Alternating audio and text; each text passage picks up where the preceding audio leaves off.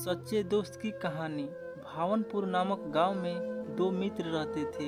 एक का नाम सुरेश था और दूसरे का नाम रमेश था। वो दोनों की दोस्ती 17 साल पुरानी थी। दोनों बहुत अच्छे दोस्त थे। उसी गांव में दोनों की कपड़े की दुकान थी। कपड़े की दुकान बहुत अच्छे से चल रही थी। सुरेश और रमेश दोनों बहुत खुश रहते थे। एक दिन सुरेश की तबीयत खराब हो गई और तबीयत खराब होने के कारण सुरेश दुकान नहीं जा पा रहा था। सुरेश के ऊपर तो पहले से ही कर्जा था और तबीयत खराब होने के कारण कर्जा और बढ़ गया था। सुरेश अपना तबीयत खराब होने के कारण वो कर्जा चुका नहीं पाया था। उसकी परिस्थिति बहुत खराब हो गई। रमेश एक दिन सोचने लगा कि कुछ दिनों से सुरेश की दुकान क्यों बंद है, क्या बात होगी, मुझे सुरेश से मिलने के लिए जाना होगा।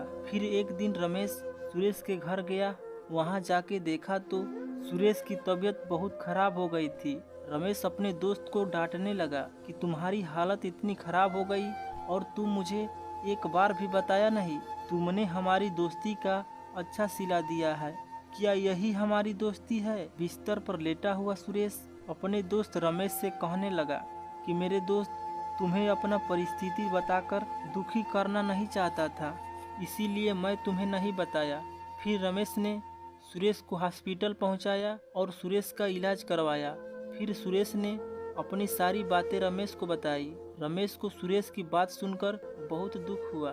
फिर रमेश ने अपने दुकान से जो पैसे कमाए थे वो सारे पैसे सुरेश को दे दिए और सुरेश के ऊपर जो कर्जा हुआ था वो भी चुका दिया। उसके बाद फिर से वो दोनों अपनी अपनी दुकान चलाने लगे। सुरेश ने अपने दोस्त को बहुत धन्यवाद किया कि रमेश, शायद मुझे तुम्हारे जैसा दोस्त कभी नहीं मिलेगा। मेरे बुरे वक्त में भी तुमने मुझे इतना साथ दिया। तुम्हारा बहुत बहुत धन्यवाद।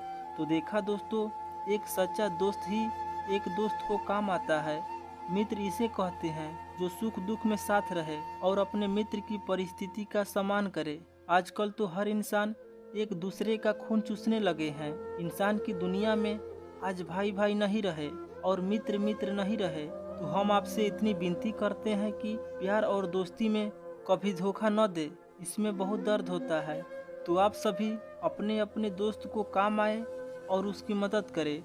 तो दोस्तों, कैसी लगी कहानी आपको? अगर कहानी अच्छी लगी हो तो प्लीज़ लाइक करें।